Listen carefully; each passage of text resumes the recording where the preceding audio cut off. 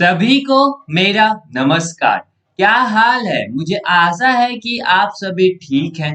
आज हम लोग राष्ट्रीय मुक्त विद्यालय शिक्षा संस्था का माध्यमिक पाठ्यक्रम हिंदी का दूसरा पुस्तक का अध्याय 22 निबंध कैसे लिखे, जो एक लेखन है, आज हम लोग पढ़ने वाले हैं। तो चलिए शुरू करते हैं। पिछले वीडियो में हमने कहा था कि अगले वीडियो में निबंध के अंक पर चर्चा होगी। तो आइए आज हम लोग निबंध के अंक पर बात करते हैं। निबंध के 3 प्रमुख अंक होते हैं।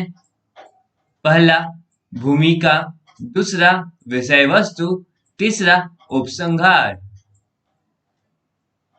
तो निबंध के 3 अंक होते हैं।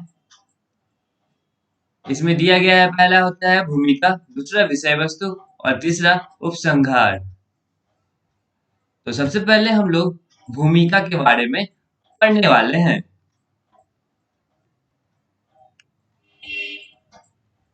भूमिका को प्रस्तावना भी कहते हैं। इसे निबंध के विषय को स्पष्ट किया जाता है।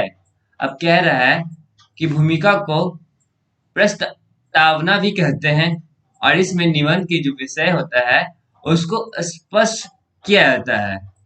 भूमिका रोचक होगी तभी पाठक निबंध पढ़ने के लिए उत्सुक होंगे। अब जब भूमिका जो है रोचक होगी तभी जो है पाठक यानी पढ़ने वाले निबंध पढ़ने के लिए उत्सुक होंगे। सवाल यह आता है कि निबंध की भूमिका कैसे लिखी जाए। अब एक सवाल आता है कि आखिर निबंध की भूमिका जो है कैसे लिखी जाए। निबंध की शुरुआत किसी लेखक, कवि, चिंतक या राजनीतिज्ञ के कथन से की जा सकती है। अब कह रहा है जो निबंध की जो शुरुआत है वो किसी लेखक या फिर कवि, चिंतक या राजनीतिज्ञ के कथन से की जा सकती है। यानी कि इन सबके बातों से जो है निबंध की शुरुआत की जा सकती है। यह सही है कि सुप्रसिद्ध कथन से निबंध प्रारंभ करने से पाठक के मन मस्तिष्क पर अच्छा प्रभाव पड़ता है। और ये कह रहा है यह बात जो है सही है कि अगर सुप्रसिद्ध कथन करने से जो निबंध का प्रारंभ होता है उससे पाठक यानी पढ़ने वाला के मन में जो है अच्छा प्रभाव पड़ता है। दूसरा प्रकार है कि किसी घटना के उल्लेख से निबंध प्रारंभ किया जाए। अब एक और प्रकार है, वो है कि घटना के उल्लेख यानी कोई घटना होता है उसके बारे में जिक्र कर निबंध का भी शुरुआत किया जा सकता है। भूमिका में हाल ही में घटी किसी घटना से विषय को जोड़कर भी परिवेश का निर्माण किया जा सकता है। अब कह रहा है कि भूमिका में जो है हाल में घटी घटना या फिर किसी भी घटना के विषय को जोड़कर भी परिवेश का निर्माण कर सकते हैं। एक और पद्धति भी है। अब बोल रहे एक और तरीका है। मैंने बहुत पहले एक निबंध पढ़ा था, उसका प्रारंभ कुछ इस प्रकार था। अब कह रहा है कि बहुत पहले जो है एक निबंध पढ़ा था उसने, जिसने ये निबंध के बारे में लिखा है उसने पढ़ा था। वो बोल रहा है कि उसका जो प्रारंभ यानी शुरुआत जो था वो इस प्रकार था। बाबूजी अखबार ले आना, हमारी आंख तब खुलती है जब हमारे दरवाजे पर अखबार आता है। अब कह रहा है कि जो उसका जो शुरुआत था, प्रारंभ हुआ था, वो था कुछ इस प्रकार का लाइन से हुआ था। लाइन था, बाबूजी अखबार ले आना, हमारी आंखें तब खुलती हैं जब हमारे दरवाजे पर अखबार आता है। क्या आप जानते हैं कि अखबार कैसे छपता है? अब बोल रहा है कि आप क्या जानते हैं कि अखबार कैसे छपता है? यह विज्ञान की महत्वपूर्ण देन है। ये जो है अखबार जो है बोल रहा है कि विज्ञान की एक महत्वपूर्ण देन है। इस प्रकार की प्रस्तावना के बाद समाचार पत्र पर बहुत अच्छा निबंध लिखा जा सकता है। अब बोल रहा है कि इस तरह से जो प्रस्तावना लिखने के बाद समाचार पत्र पर जो है बहुत अच्छा निबंध लिख सकते हैं। महत्वपूर्ण बात यह है कि भूमिका की अंतिम पंक्ति तक पहुंचते पहुंचते निबंध के मूल तथ्य का उल्लेख कर दिया जाना चाहिए। अब बोल रहा है कि महत्वपूर्ण बात यानी कि जो जरूरी वाली बात है वो यह है कि भूमिका की अंतिम पंक्ति तक यानी कि अंतिम तक पहुंचते पहुंचते जो है निबंध के मूल तथ्य का उल्लेख यानी उसमें क्या कहने जा रहा है उसके बारे में उल्लेख कर देना चाहिए। उदाहरण के लिए भूमिका का एक और नमूना देखिए, महानगर का जीवन विषय की भूमिका। हम कुछ इस प्रकार लिख सकते हैं। अब एक उदाहरण दिया जाता है भूमिका का, और वो भूमिका का एक नमूना है यहाँ पे जो नीचे दिया जा रहा है, वो उसका विषय है महानगर का जीवन, और उसे कुछ इस प्रकार लिखा गया है। महानगर का जीवन। हमारा देश बहुत तेजी से विकास कर रहा है। नित नए उद्योग खुल रहे हैं, नए कारखाने लग रहे हैं, नए कार्यालय खुल रहे हैं, पर इस विकास के केंद्र बड़े बड़े नगर हैं। गांवों, कस्बों और छोटे शहरों से लोग बड़े शहरों की ओर भाग रहे हैं, क्योंकि वहाँ रोजगार के अवसर अधिक है। परिणाम स्वरूप ये नगर महानगर बन रहे हैं। ज्यो ज्यो महानगरों में आबादी बढ़ रही है, त्यों त्यों उनका जीवन बदल रहा है, समस्याएं बढ़ रही हैं। अब ये एक नमूना हो गया किसका? भूमिका का। उपयुक्त भूमिका उदाहरण के रूप में दी गई है। आपको ये अच्छी न लगी तो अपने ढंग से पाठ कीजिए। अब बोल रहा है कि जो ऊपर दिया गया है एक उदाहरण है, वो भूमिका का उदाहरण है। अगर आपको ये अच्छा नहीं लग रहा है तो कोई बात नहीं, आप अपने ढंग से इसका शुरुआत कर सकते हैं। आइए अब हम लोग आगे बढ़ते हैं। अब हम लोग बात करने वाले हैं विषय वस्तु के बारे में। विषय वस्तु निबंध का मुख्य भाग है। इसमें विषय का परिचय दिया जाता है, उसका रूप स्पष्ट किया जाता है। अब कह रहा है जो विषय वस्तु है वो निबंध का है मुख्य भाग है। इसमें विषय का जो है परिचय दिया जाता है, उसका रूप स्पष्ट किया जाता है। विषय का एक ही केंद्रीय भाव होता है, उसका विचार करने की आवश्यकता होती है। अब विषय का जो है एक ही केंद्रीय भाव होता है, और वह यह है कि उसका विस्तार करने की आवश्यकता होती है। विषय के विभिन्न पक्ष होते हैं, और विषय के जो है अलग अलग पक्ष होते हैं। पक्ष विपक्ष में तर्क देकर विषय वस्तु को गहराई से समझाया जाता है। अब कह रहा है पक्ष विपक्ष में जो है तर्क देकर विषय वस्तु को जो है गहराई से समझाया जाता है। कुछ विषय ऐसे होते हैं जिनसे प्राप्त होने वाले लाभ या हानि का उल्लेख भी किया जा सकता है। अब कह रहा है कि कुछ विषय जो है ऐसे होते हैं जिनसे जो है हम लोग प्राप्त कर सकते हैं लाभ या हानि के बारे में, तो उनका उल्लेख भी हम लोग अच्छे से कर सकते हैं। मतलब कहने का मतलब ये हुआ कि कोई ऐसा विषय जिसमें लाभ या हानि ये दोनों जो है मौजूद है, उनका भी उल्लेख हम लोग कर सकते हैं। जैसे विज्ञान के लाभ और हानि। अब यहाँ पे एक उदाहरण दे दिया है कि विज्ञान के क्या लाभ हो सकते हैं और क्या हानि हो सकते हैं। आवश्यकता पड़ने पर उसकी उपयोगिता पर प्रकाश डालते हुए उसे अपनाने की बात भी की जा सकती है। अब कह रहा है अगर जरूरत पड़े तो उसकी उपयोगिता पर जो है प्रकाश डालते हुए जो है हम लोग उसे अपनाने की भी बात कर सकते हैं। जैसे समाचार पत्र पढ़ना। अब बोल रहा है कि एक उदाहरण दिया है कि समाचार पत्र को पढ़ना किसी चीज की बुराइयों का संकेत करते हुए उसे त्यागने पर बल दिया जा सकता है। जैसे दहेज प्रथा। अब कह रहा है किसी चीज की बुराई को संकेत करते हुए उसे त्यागने यानी कि खत्म करने पे जोर दिया जाता है। जैसे मतलब इसका एक उदाहरण दिया हुआ है दहेज प्रथा।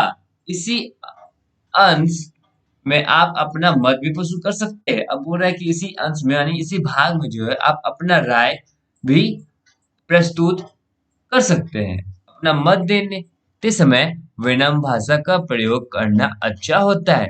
अब बोल रहा है कि अपना आप जब राय दीजिएगा तब राय देते समय एक बात का ख्याल रखना होता है, और वह यह है कि आपको विनम्र भाषा का प्रयोग करना होता है। यह भी ध्यान रखना चाहिए कि कोई ऐसी बात नहीं कही जाए जिसका प्रभाव किसी एक पक्ष के लिए आपत्तिजनक हो। अब कह रहा है कि ये भी बात हम लोगों को ध्यान रखनी चाहिए कि कोई ऐसा बात नहीं करना चाहिए जिसके प्रभाव से जो है किसी एक पक्ष के लिए जो है ये बात आपत्तिजनक हो।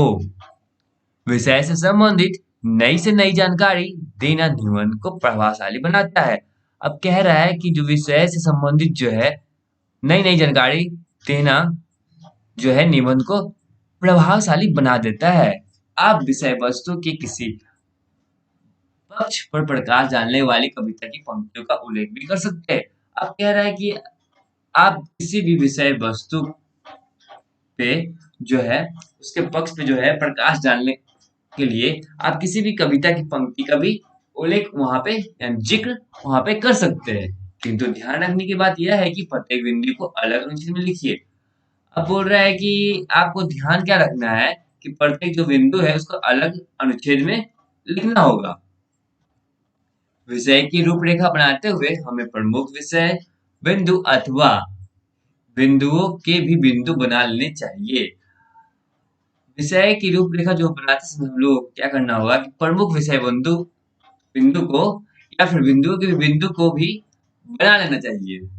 कुछ विषय ऐसे होंगे जिनकी बिंदुओं को भी उप बिंदु हो सकते हैं। कह रहा है कि कुछ ऐसे भी बिंदु होंगे जिनके कुछ उप बिंदु भी हो सकते हैं। उप बिंदुओं से तात्पर्य यह है कि उस प्रमुख बिंदु के अंतर्गत हम किन किन बातों का समावेश करना चाहते हैं। कह रहा है कि उप बिंदुओं से तात्पर्य यानी उसका मतलब यह है कि उस प्रमुख बिंदु के जो अंतर्गत यानी कि जितने भी उसके अंदर आते हैं उन उन बातों का हम लोग को भी समावेश करना चाहिए। जैसे दहेज प्रथा पर निबंध लिखते हुए विषय वस्तु के मुख्य विषय बिंदु और उप बिंदु इस प्रकार हो सकते हैं। कह रहा है कि अगर दहेज प्रथा पे अगर निबंध लिखता है तो उसका जो विषय वस्तु होता है उसके कुछ मुख्य विषय बिंदु जो है और उसके ऊपर जो उप बिंदु जो आते हैं वो कुछ इस प्रकार है। यहाँ पे मुख्य विषय बिंदु है दहेज क्यों, तो इधर उप बिंदु दिखा रहा है पुत्री का नया घर, नई गृहस्थी, सहायक उपयोगी वस्तुओं की भेंट, धीरे धीरे प्रथा में विकृत आना, दहेज देने की शुरुआत। अब एक और है दहेज प्रथा की बुराइयां, विवाह पूर्व दूल्हे के लिए भावताप, दूल्हे पशु की भांति बिकते हैं, विवाह के बाद बहू पर अत्याचार, वर पक्ष की ओर से बढ़ती मांगे, मानसिक पीड़ा पहुंचाना, बहू को जला डालना। ये इस साइड में जो विषय है उसका मुख्य बिंदु दिया हुआ है और इधर उप बिंदु दिया हुआ है। यहाँ पे जो है तर्क किया जा रहा है।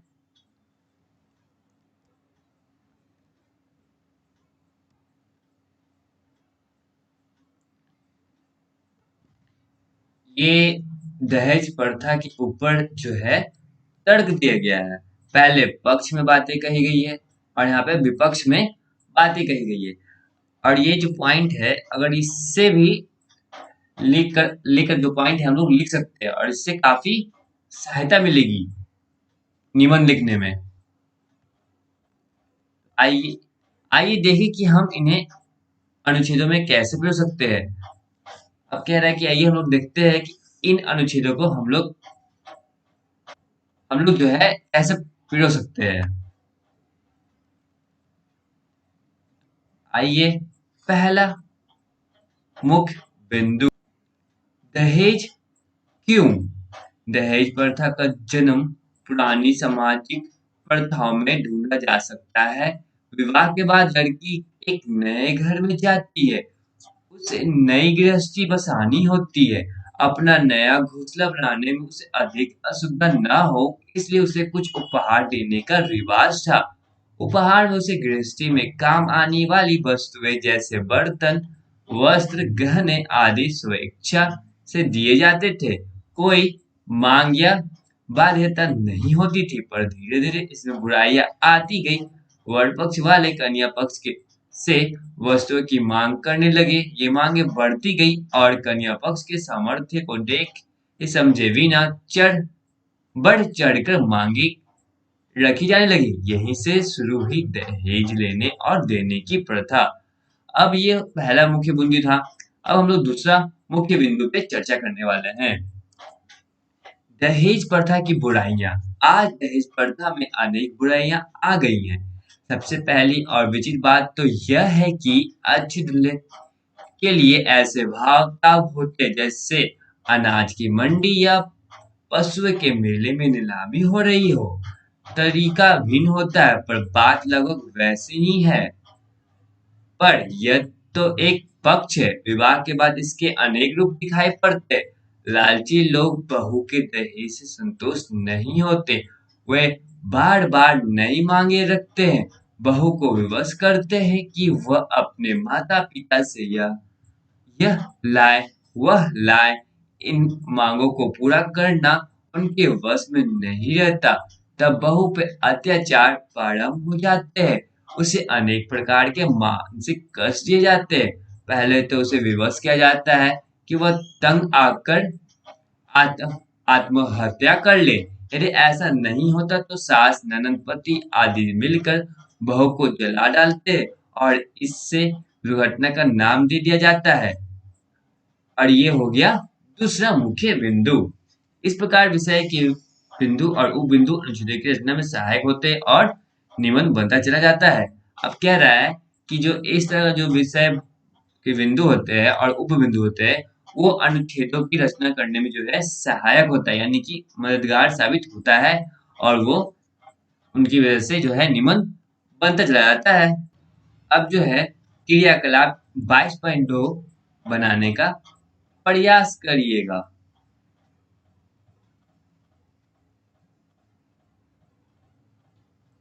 अब हम लोग बात करने वाले हैं उपसंहार लेखन के बारे में।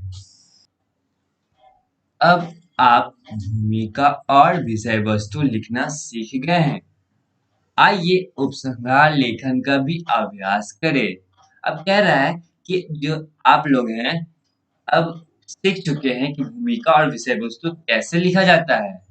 अब हम लोग उपसंहार जो लेखन है उसका भी अभ्यास हम लोग कर लेते हैं। क्या आप जानते हैं कि उपसंहार में पूरे निबंध का निचोड़ और निष्कर्ष होता है? अब कह रहा है कि आप जानते हैं कि जो उपसंहार होता है उसमें पूरे निबंध का निचोड़ और निष्कर्ष होता है। जिस प्रकार भूमिका अच्छी हो तो वो पाठक को निबंध पढ़ने के लिए आकर्षित करती है।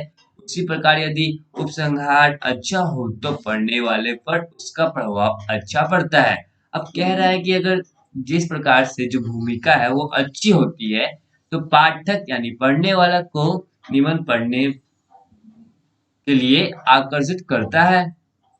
उसी प्रकार यदि उपसंहार जो है अच्छा होगा तो पढ़ने वाले पर भी उसका अच्छा प्रभाव पड़ता है। निबंध के मुख्य भाग यानी विषय वस्तु के बिंदु में जो बातें आपने उठाई थी, जो तर्क दिए थे, उनका निष्कर्ष और समाधान उपसंहार में दिया जाता है। अब क्या है जो निबंध के मुख्य भाग था यानी कि उसके विषय वस्तु के बिंदु जो बातें आपने उठाई थी उसके जो तर्क दिए थे उनका निष्कर्ष और समाधान जो है उपसंहार में दिया जाता है। यानी कि उपसंहार वह है जिसमें निष्कर्ष और समाधान दिया जाता है और वो पूरे निबंध का निचोड़ होता है।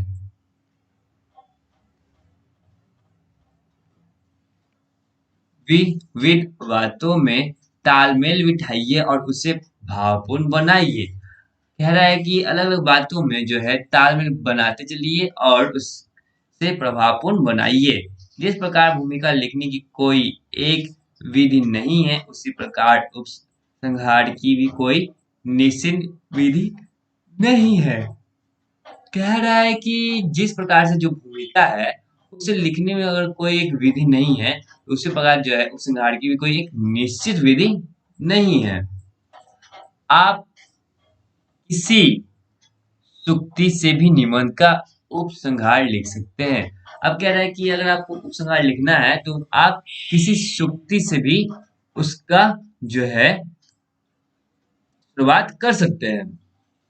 प्रभावी उपसंहार लिखने की सफलता की एकमात्र कसौटी यह है कि उसके बाद निबंध अधूरा सा न लगे।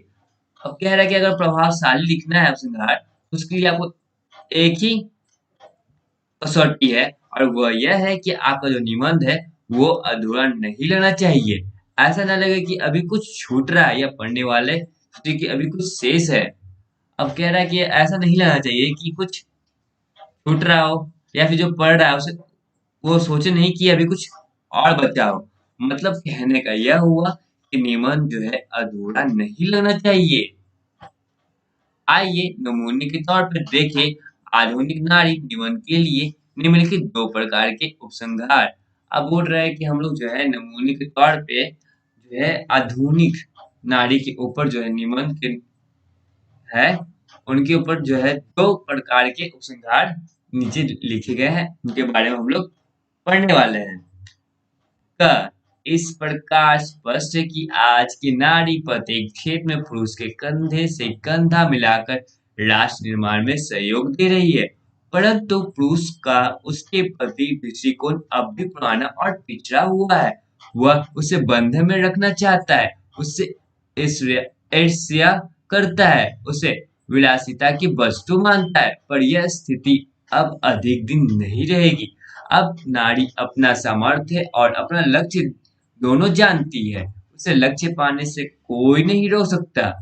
अब ये एक हो गया। अब हम लोग दूसरा यानी ख पढ़ने वाले हैं। पुरुष और नारी सदा ही एक दूसरे से पूरक रहे हैं। नारी आज पुरुष की भांति शिक्षित है, उसे संविधान से अधिकार मिले हुए हैं, पुरुष का सहयोग भी उसे प्राप्त है, वह प्रगति के मार्ग पे आगे बढ़े, इस पर किसी को कोई आपत्ति नहीं। पर उसे यह नहीं भूलना चाहिए कि पुरुष के बिना उसकी उपलब्धि की प्रशंसा भी कौन करेगा। इसलिए अच्छा यह है कि वह पुरुष की संगनी और मित्र बनी रहे। इस प्रकार ये दूसरा पॉइंट हो गया। अब आप लोग क्रियाकलाप 22.3 बनाने का प्रयास करिएगा। इस वीडियो में बस इतना ही। अगले वीडियो में हम लोग निबंध का नमूना पर चर्चा करेंगे। तब तक के लिए आप सारे प्रश्नों का उत्तर बनाने का प्रयास करिएगा, और आप सभी का धन्यवाद।